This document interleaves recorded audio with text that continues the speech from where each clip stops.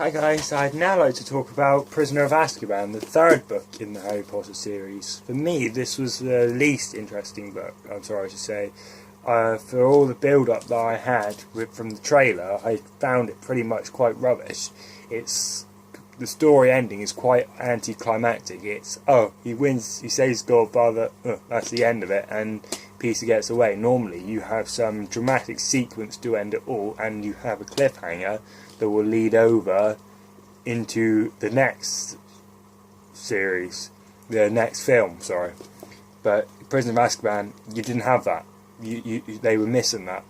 And it was kind of, I know it was like that, the events of Prisoner of Azkaban, and then the events of Goblet of Fire. And I know with 1 and 2 it was the same situation, but all of them had climactic end sequences, whereas Prisoner of Azkaban, its most climactic was during the middle for me, with the Dementors of Azkaban when they were attacking. It was like, oh, they use the time turner, they say that that's it. And for me, that was quite disappointing. I mean, credits where it's due, it was well written, and it kept me there, but when I got to the end, it was kind of like all that reading of it seemed to me to be for nothing. But I know with the film, with limited budget, not as good animation when that one came out, but the book, it's not really any reason why it shouldn't be. But that's my personal opinion. Other people out there, and they have a completely different opinion. You may think another one's worse, you may think they're all brilliant, which I do. For me, the Harry Potter universe with Fantastic Beasts, like people's fan fictions, I've read a lot of people's fan fictions out there.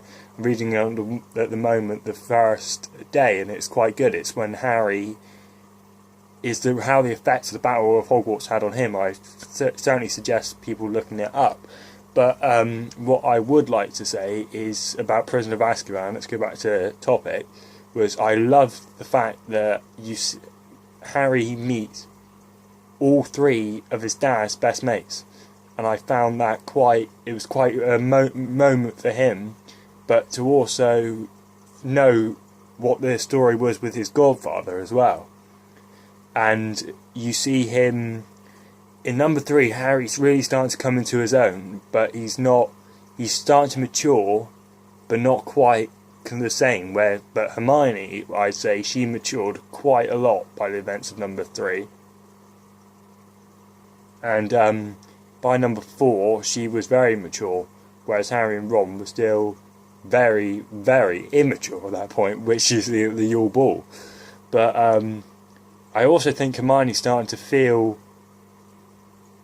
the love for Ron, but she's not quite ready to tell him yet, and at this point, he's completely oblivious to everything it takes to have to go with a girl on the run for 3 months, or even 6 months rather. Oh, 9 even actually, because it was from September to May, so that's about 9 months they were on the run. And he took all that, and him to run off and leave them on her own with Harry, for him to realise he actually had feelings for her. Which I find quite funny, but I can't really say much else about Prisoner of Azkaban, because I didn't really enjoy it. And so that's about it really. If any of you have any complaints, comments, or that you want to put across to me, go ahead. But I will say this now, because I know not a lot of other YouTubers, they get picked on for comments, and I'll say this now, it's my personal opinion, and the same as everyone else out there, I have a right to express my opinion in the way I deem fit. So that's it for Prisoner of Azkaban. I'll be back soon with Goblet of Fire. Thanks.